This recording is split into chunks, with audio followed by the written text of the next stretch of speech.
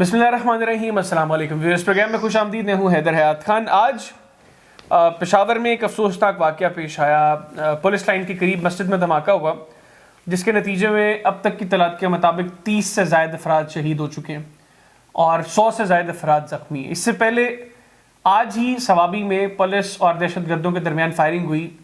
2 दहशत गर्दों ने ख़ुद को धमाके से उड़ा लिया और तीसरा दहशत गर्द पुलिस ने अरेस्ट कर लिया। उसके कुछ देर बाद ज़ोहर की नमाज के वक्त पेशावर में यह अफसोसनाक सान्या पेश आया।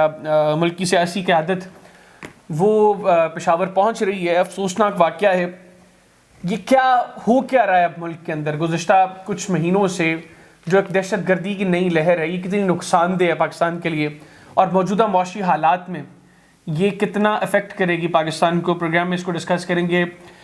लेफ्टिनेंट जनरल रिटायर्ड ग़ुलाम मुस्तफ़ा साहब सीनियर डिफेंस एनालिस्ट हैं, कंसल्टेंट है ग्लोबल टाइम्स पाकिस्तान के। मिस्टर टेलीफोन पर मौजूद हैं। अस्सलाम वालेकुम सर। सर सबसे पहले तो बताइएगा, ये जो आज अफसोसनाक वाक़या पेश आया है, कैसे देख रहे हैं सर आप इस इंसिडेंट को? देखिए, इस इंसिडेंट को आप स्टैंड अलोन इंसिडेंट के तौर पे मत देखिए।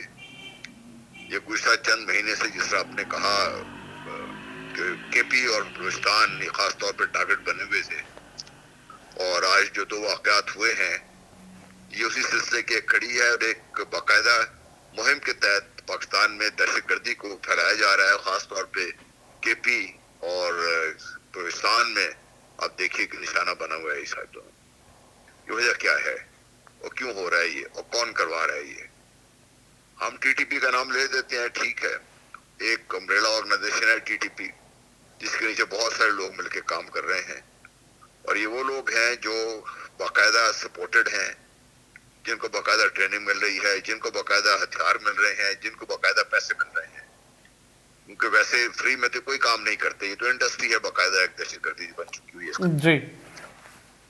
तो अगर आप ये देखना चाहें कि इनको सपोर्ट कौन कर रहा है, पैसे कौन दे रहा है और इनको ट्रेनिंग कौन दे रहा है, इनको मालूमात कौन फराहम कर रहा है, तो 2 चीजें बड़ी अहम है। एक तो ये कि जो बैक एंड पे जो ये काम सब कर रहे हैं, मुझे कभी इसमें कोई शक नहीं रहा कि ये अफगानिस्तान की सरजमीन पाकिस्तान के खिलाफ इस्तेमाल होती रही है, अब इस्तेमाल हो रही है। उसको इस्तेमाल करने वाला नंबर 1 भारत जी, और नंबर 2 अमेरिका, और इसमें कभी कोई शक नहीं रहा। बिल्कुल ठीक। अब ये कर क्यों रहे हैं जी? वो जो पाकिस्तान के अंदर जो हो रहा है वो तो बाकायदा हमारे कोई लोग होंगे, लेकिन ये जो दहशतगर्दी जो आप धमाके से उड़ा रहे हैं, सब कुछ कर रहे हैं, ये तो बाकायदा तरबियत लेके तैयारी करके बाकायदा पैसे लेके आते हैं ना यहाँ पे जी जी। तो मतलब ये जो आ रहे हैं यहाँ पे, इनको यहाँ पे सहूलतकारी भी हो रही है, और ये सहूलतकारी कौन कर रहे हैं इनके लिए? वो लोग तो हमारे अपने एलिमेंट्स हैं सही। उनको हमने किसी स्टेज पे आके आइडेंटिफाई करके हमने उनको एलिमिनेट करना शुरू किया हुआ था, लेकिन फिर ये शायद किसी को ये प्रेम भाई कि नहीं, हमसे बातचीत करके मसला तय करें, और अफगान तालिबान ने इस सिलसिले में नेगोशिएट किया, नाम लिया कि जी हम बातचीत करवा रहे हैं, उन्होंने बातचीत करवाई। मैं पहले दिन से इस चीज का खिलाफ था कि हमें बातचीत के लिए ना तो माहौल साजगार है, ना ही वो शराइत है, ना वो चीजें हैं जो होनी चाहिए जिसके बाद बातचीत हो आपके। लेकिन उसका नतीजा ये निकला कि बातचीत के दौरान उन्होंने इस सब को इस्तेमाल किया, वो दोबारा आके अपने बैठ के दोबारा उनके जो लोग थे यहाँ पर सही, और वो लोग यहाँ बैठे हुए हैं। दहशतगर्दी पाकिस्तान में हो रही है, करवाई जा रही है। पाकिस्तान की सियासी अबतरी आप एक तरफ, उसमें माशरत जो हालात हैं हमारे, नंबर 2, और नंबर 3 जो माशरे के अंदर जो तकसीम का सिलसिला शुरू है जी, वो आप देख लीजिए। बिल्कुल ठीक। यानी जो मतलब ये सब एलिमेंट्स मिलके हालात को इस तरफ लेकर जा रहे हैं, अब अगर आप देखते हैं तो जो सिनर्जी है इन सब चीजों की, कि सब इकट्ठे मिलकर एक ऐसा जो इम्पैक्ट क्रिएट कर रहे हैं, जो उसके असरात या इफेक्ट कह लीजिए वो ये है कि पाकिस्तान को एक फेल्ड स्टेट की तरफ तौर पे पेश किया जा रहा है सही। और ये किसको सूट करता है? ये उन तमाम लोगों को सूट करता है जो पाकिस्तान को अपने रास्ते का पत्थर समझते हैं। बिल्कुल ठीक। ये इसलिए है कि पाकिस्तान अपने घुटने टेक दे और हर वो काम करे जिसका पाकिस्तान को हुक्म मिले। अब पाकिस्तान चूंकि माशी तौर पर इसका कमजोर हो चुका हुआ है कि वो अपने माशी हालात को बेहतर बनाने के किसी हद तक भी जाने को तैयार हो गया हुआ है, IMF کی تمام شرائط مان رہے ہیں. ہم کبھی سعودی عربیہ جاتے ہیں, کبھی چیف جاتے ہیں, کبھی UAE جاتے ہیں, چیف بھی وہاں پہ جاتے ہیں. ہم ہر جگہ سے جہاں سے ہو سکتا ہے مانگ رہے ہیں سارا کچھ. تو یہ سب کچھ جو ہم نے اپنے ساتھ کیا ہے آج اس کا, اور جو ہم 5th جنریشن وارفیئر کی ہم بات کرتے تھے کہ بھئی یہ ہوں گے, تو آپ کو اندرونی طور پر اس اسٹیج پہ لے آئے ہیں کہ آپ نمبر 1 مجبوری ہے آپ کی کہ آپ بات مانیں. صحیح بات پیسے دینے والے جتنی بھی انسٹیٹیوشنز ہیں, جو بھی انٹرنیشنل آرگنائزیشنز ہیں, IMF ہے, ورلڈ بینک ہے, وغیرہ وغیرہ, ان سب کے بیک اینڈ پہ کون ہے, ان کے پیچھے کون سی طاقتیں ہیں جو یہ چلاتی ہیں آگے سے, چاہے فیٹ ایف آئی جو بھی ہے سارا کچھ. بالکل ٹھیک, اس میں بھی کسی کو کوئی شک نہیں ہے. بالکل ٹھیک. تو پاکستان کو مجبور کر کے اس اسٹیج پہ لایا جا رہا ہے جہاں پہ پاکستان نمبر 1 کی ہر بات ماننے مجبور ہو جائے. اب اس میں ایک چیز اور ایڈ کر لیجیے, آپ کے لگاتار جو افواج پاکستان پر گزشتہ 3-4 سال سے ایک خاص حملے کی صورت میں, چاہے وہ کسی بھی آپ پارٹی کو لے لیجیے, یہ بات چیت ہو رہی ہے انجانے میں یا انجانے میں. ہم نے اسٹیج یہ کر دی ہے کہ لوگوں کا کانفیڈنس, کہ لوگوں کا جو رومانس تھا پاک فوج کے ساتھ, وہ افیکٹ ہو رہا ہے. یہ بالکل ٹھیک. پاک فوج کو بھی عوام سے علیحدہ کرنے کی, پاک فوج کے اندر ہی گڑبڑ کرنے کی, مطلب پاکستان تفریق پیدا کرنے کی, سینئر لیڈرشپ کو نشانہ بنا کے.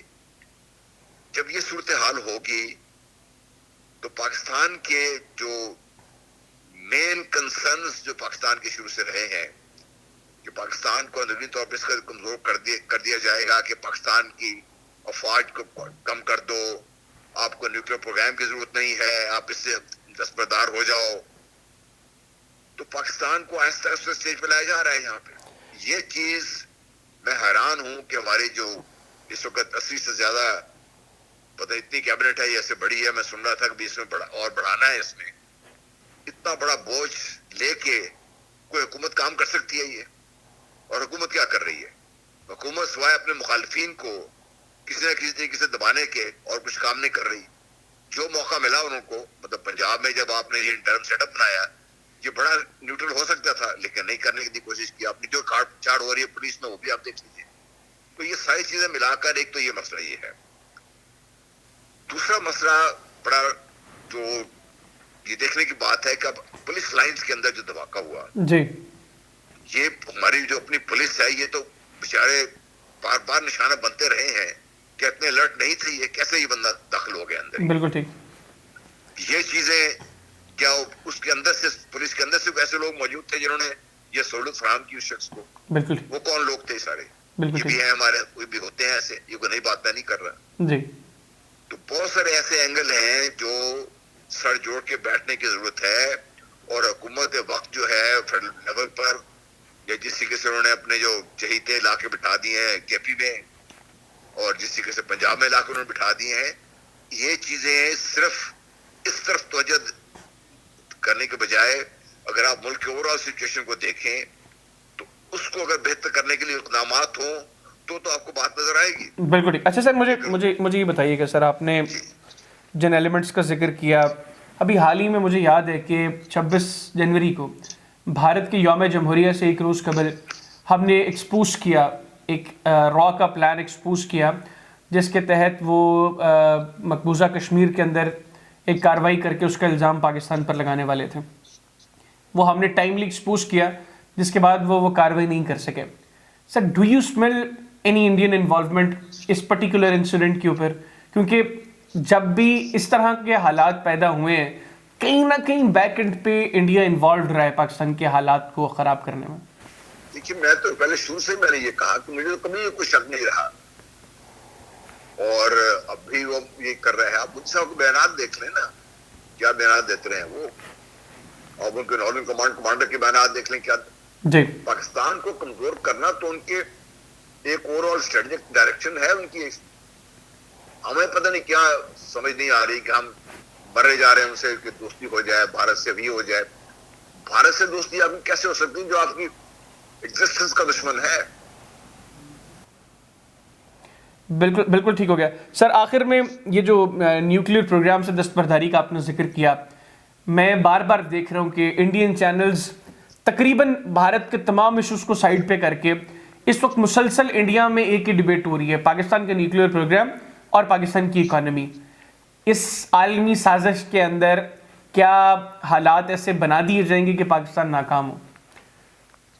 دیکھیے میں تو آپ سے جب میں نے شروع کی تو میری تو ساری جو کانٹیکس یہی تھا کہ پاکستان کو ایک ناکام ریاست کے طور پر دنیا کے سامنے پیش کر دیا جائے کہ نہ یہ اکانومی ٹھیک ہے، نہ پولیٹیکلی یہ ٹھیک ہے، نہ یہ دہشت گردی کو سنبھال سکتے ہیں، یہ کچھ کام کرنے قابل نہیں ہے، عوام ویسے بدے لوگے ہوئے ہیں، مہنگائی دن دن بڑھ رہی ہے، اور یہاں پہ مطلب اللہ نہ کرے کوئی فسادات شروع ہو جائیں تو اس کے بعد آپ کو مسئلہ کیا جائے گا آپ؟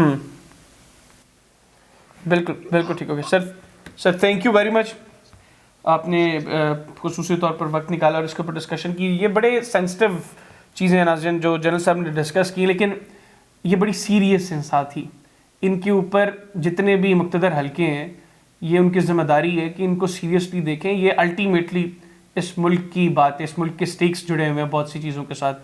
تو پولیٹیکل چیزیں سائڈ پہ رکھ کے خدارہ اس ملک کی سیاسی ایلیٹ سے جتنی بھی ہماری پولیٹیکل لیڈرشپ ہے اس سے یہ میری درخواست ہے کہ تمام چیزوں کو سائڈ پر رکھ کر خالصتاً ملک کے لیے سوچیں. یہ آپ کا بھی ملک ہے اور یہ ملک رہے گا تو ہی آپ اس میں سیاست کر سکیں گے. اجازت دیجیے، اللہ حافظ.